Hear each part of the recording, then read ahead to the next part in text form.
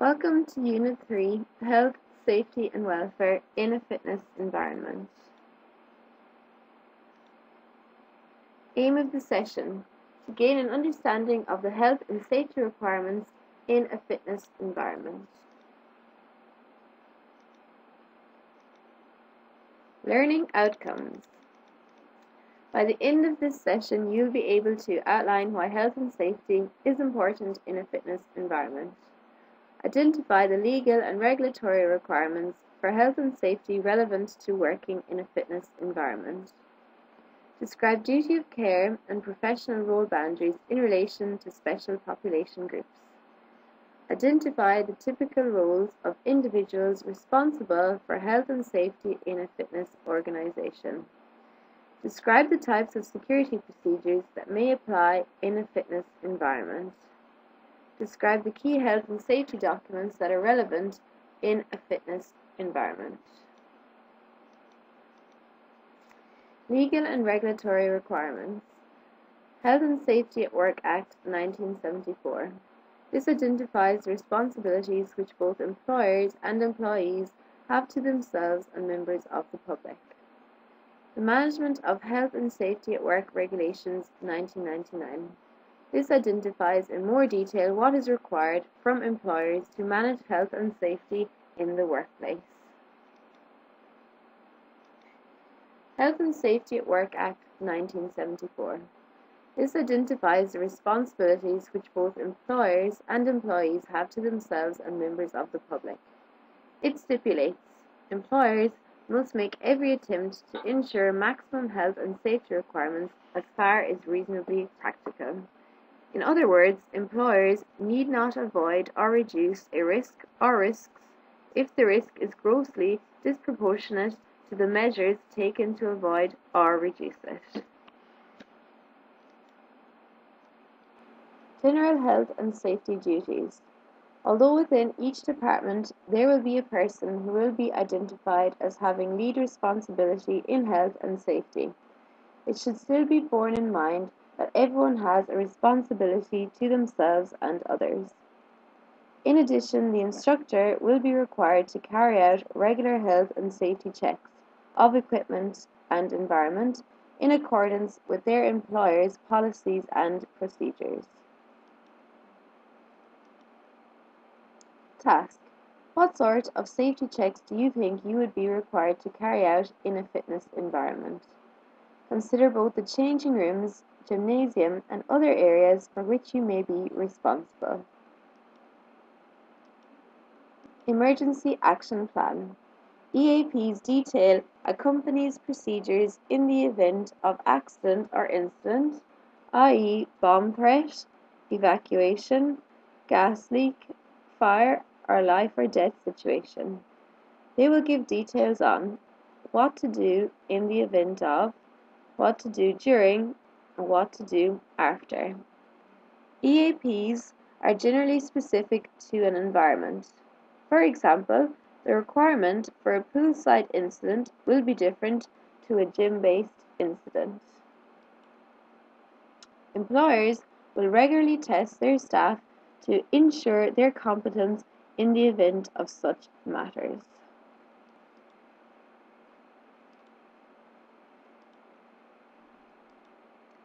Working practice policies. Working practice policies are put in place to ensure high levels of health and safety compliance for the instructor. First of all, we've got competency and qualifications. Fitness professionals must not stray from the bounds of their areas of competency. They can only do what they have been trained for. Qualifications. Fitness professionals must have valid and current qualifications for the tasks they are performing. If not, they pose a risk to themselves and others. Register of Exercise Professionals. Regulated body for fitness professionals. Has 4 levels and can only register at each level if competency has been shown by way of achieving recognized industry qualifications. Induction and structure. For example, screening, PAR-Q, and a healthcare statement. Written screening must be completed by all clients before participating in physical activity. The client should fill out a physical activity readiness questionnaire or a PAR-Q, confirming that they are fit to exercise. If they answer yes to any of the questions, they must get their doctor's consent before participating in any physical activity. Where to go in event of fire? Nearest telephone, nearest first aid kit, and qualified first aiders, and drinking water. Checking environment before and after the session, reporting damage and recording accidents or incidents. Duty of care. The obligation to apply a reasonable level of care towards an individual to avoid injury to that individual or his or her property. A reasonable level of care is considered to be that you have, to the best of your knowledge and ability, taken all precautions to minimize risk. Duty of care is considered to be greater when dealing with individuals who are in certain special population groups.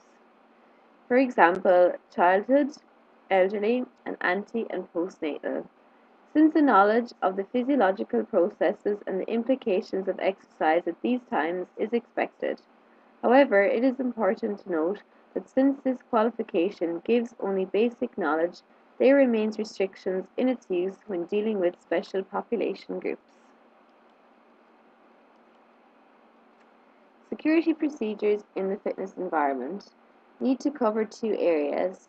Number 1, external gym security, and number 2, indoor gym security.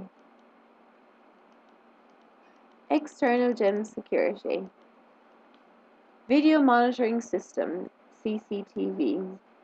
Recommended for outdoor security is to have a video monitoring system for outside the facility. Monitor front door and parking area. At least one system with a camera monitoring the front door and the others monitoring the parking area should be a requirement. The monitor should be placed in the security office or at the front desk. Monitor every exit area from the inside. For maximum security, every exit door would have outdoor cameras and a monitor just inside the door so the area could be viewed before exiting the building. Light security. Sufficient security lighting should be available. There are a number of types of lighting that would commonly be used. Outdoor car park lighting is often run with motion detectors. They are also often run with timers that turn on and off according to the facility hours. Security and alarm stickers. Security and alarm stickers should be placed on every door and window, even if there is no alarm system, for deterrent purposes. Effective security. Employees could be armed with non-lethal deterrents or panic alarms or carry warning devices such as whistles or personal alarm devices that can be heard inside. Adapt to the necessary level of required security. Facility owners will want to adjust their level of security to match their environment, but remember that deterring crime is worth the effort and expense. Indoor gym security. Access control. To protect people and property, there are many variations in ways to access control, from staffed and friendly receptions to barriers and swipe cards and simple security coded locks. The layout, size and design of the building will largely influence what methods are chosen. Intruder, panic and personal alarm. Intruder alarm. Intruder alarms fitted in buildings to protect against unlawful entry, particularly after hours. It is possible to appoint a company to monitor and attend any alarm call-outs that may occur. Trained personnel will attend the backup and dogs if necessary. Panic alarms. Used in areas such as reception and consultation rooms, covertly located so that they can be operated by the staff member threatened. Personal alarms. Carried by individuals to attract attention and temporarily distract the attacker. Preventing violence. In addition to the provision of personal alarms, procedures should be devised to minimize the risk of violence from the public. For example, elimination of handling cash, constant changes of route when transporting valuables, adequate building security for out-of-hours working. Consideration should be given to the fact that women working alone are particularly at risk. Radios, pagers, and mobile phones. Effective means of communication in keeping colleagues informed of people's movements and problems such as travel delays. A must for people on the road travelling between sites or to meetings. Training for staff. Encourage staff training to keep abreast of any industry standards and changes to legislation and to be aware of any dangers that may be presented and how to handle them. Induction training is also a key must for new employees. Keep personal information confidential. This goes without saying. Keep all confidential information and files about employees and clients confidentially locked away in an office filing cabinet where only those that need to will have access to it. Promote secure working practice. And lastly, discourage lone working.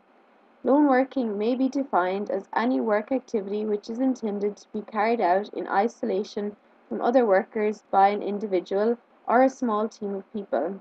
The work activity should normally last for some time.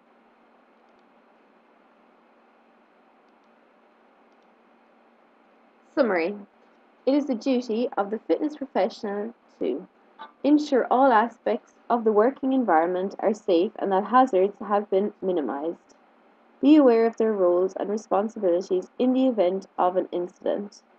Demonstrate a duty of care to any client in their charge, taking all reasonable steps to assess and reduce the risk whilst the client is exercising. Learning outcomes. Can you now outline why health and safety is important in a fitness environment? Identify the legal and regulatory requirements for health and safety relevant to working in a fitness environment. Describe duty of care and professional role boundaries in relation to special population groups. Identify the typical roles of individuals, responsibility,